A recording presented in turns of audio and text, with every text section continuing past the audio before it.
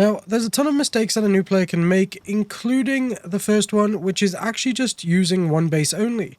As you get through the game, you're going to start to actually upgrade multiple new bases. As you can see there in the bottom right, we have current missions. You finish those missions, and then you can start to actually use these base upgrades, and you can see here number of bases currently for us is on 8, but you'll be able to actually do that up to, I believe, 10 bases during the campaign and the game in general. So you should try not to just get comfortable with one base. You really do want to have multiple. So if we go to fast travel, you can see we've got bases up here. We have bases over here. Each one kind of does a different thing. We've got a mining base, a sulfur base, a quartz base. And you're going to really want to do that for literally everything, because you can only have a certain amount of pals in a base, right? So you don't want to do everything in one base. You want to split the tasks between multiple bases, which allows you to have more pals doing that. So for example, like I just said, we have a sulfur base. We have like a number of pals, I think it's like 6 to 9 pals, just mining sulfur in that extra base, which then produces over thousands of sulfur. If we have a look at our guild chest, we've got over 5,000 sulfur in a brand new sulfur base, which we just created. So that's the mistake. You're getting too comfortable in one base. You need to expand, so don't get stuck with that. Mistake number 2 is not taking the time to prepare when you're going out on adventures to either capture pals or take on the syndicate towers, or in general, just take on any alpha pals as well. You do need to prepare because you're going to need ammo for your bows, you're going to need ammo for your weapons and your guns, for example. You're going to have to do all of this. You're going to even need to make a whole bunch of pal spheres. Pal spheres do get very expensive. Weapons get very expensive. Armor can get very expensive as you progress through the game. You're going to need to take some time out of your day to actually prepare for what you need to do. In fact, if you're going into a big syndicate fight, you can probably just research what that fight is and then prepare a pal to actually combat it with weaknesses. Pals in this game also have weaknesses, just like other creature collecting games made by a certain company, the hashtag Nintendo. But, you know, there we are, so just take some time to prepare.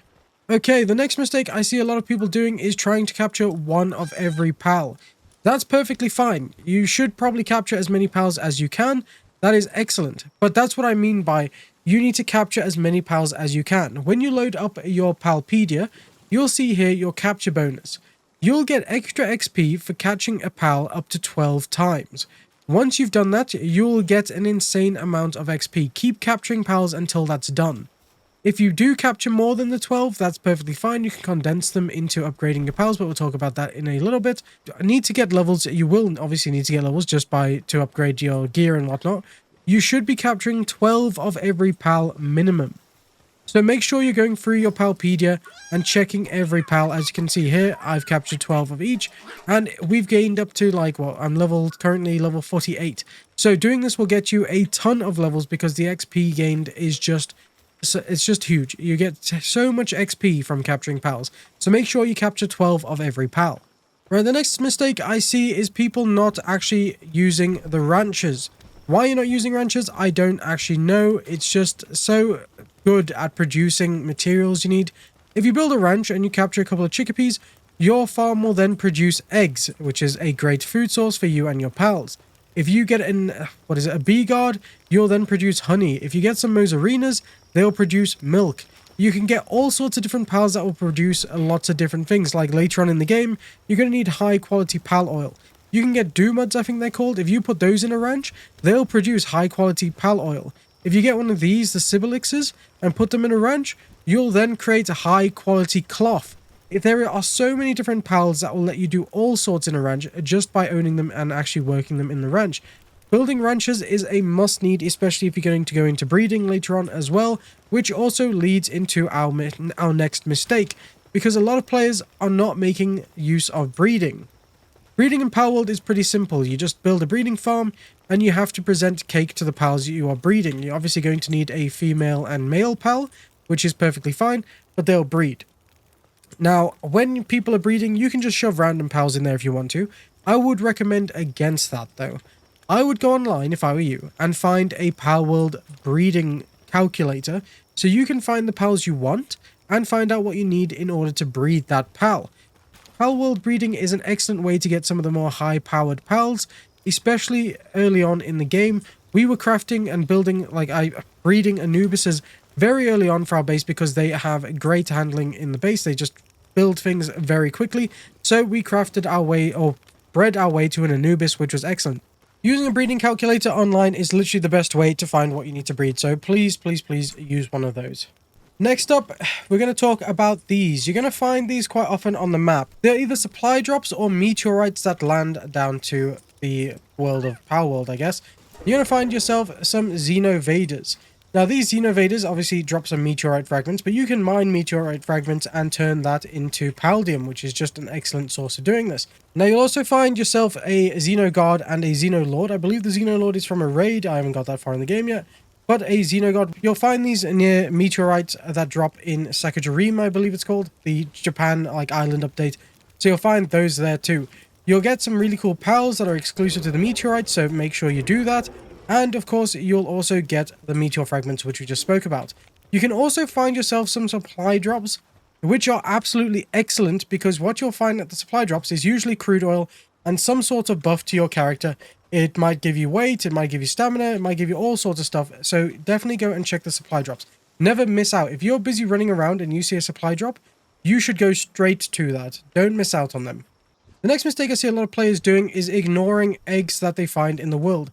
I know breeding is a great way and source of getting eggs, but if you see an egg in the wild, you should pick it up as well, because if you take that back to your base, you're going to be able to use that just to quickly breed it, or not breed it, but you'll be able to quickly hatch it, and that's going to be extra XP if it's a pal that you don't have 12 captured on. So if you're just running around doing whatever and that's just hatching in the background, that is free XP because you've just collected an egg while you're already on adventuring. So the mistake here is just don't ignore eggs, pick every egg up you see and go and open those up and hatch them to get more XP. Now, another mistake I see people doing is not using the PAL condensation menu. So you're going to get a condenser, and what this will do is allow you to power up a PAL by sacrificing other PALs. So for example, we have all these Jolt Hog crysts, right?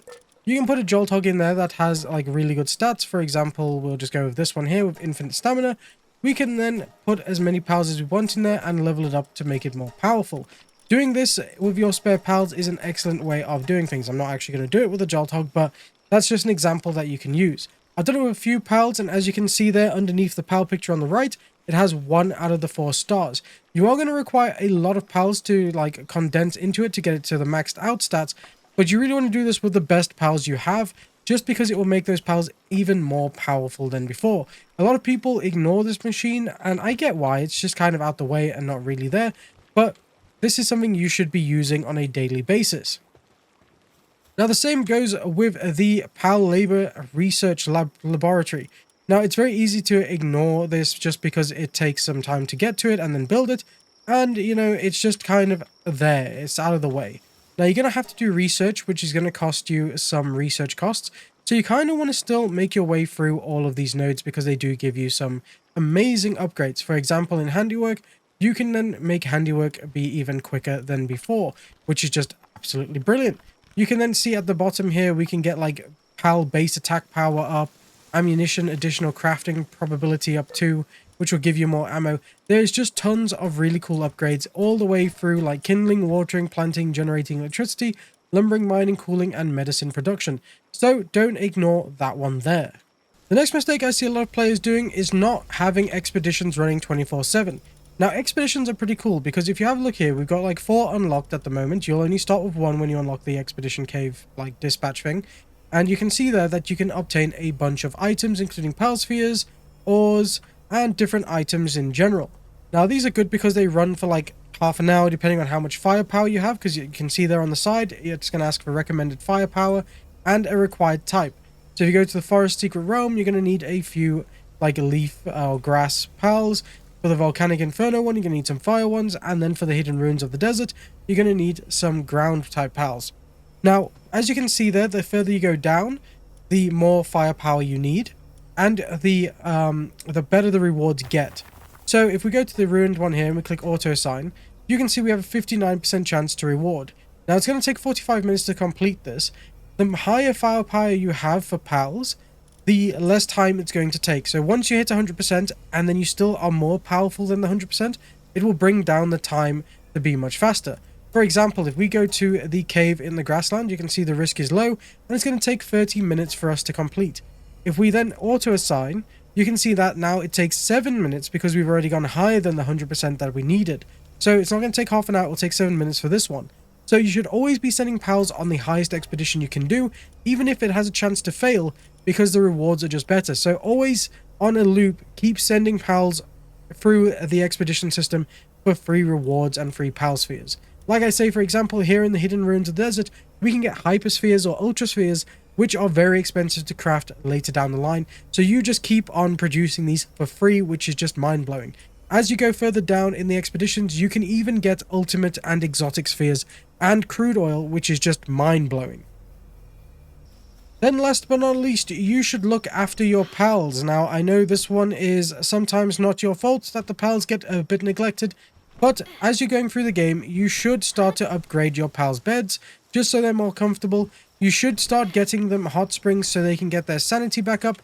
There are all sorts of items through the game. For example, the beta wave generator, which emits a wave to like energize pals, which increases their work speed in the base, and even another one that will also bring down how fast they lose sanity, which is just fantastic.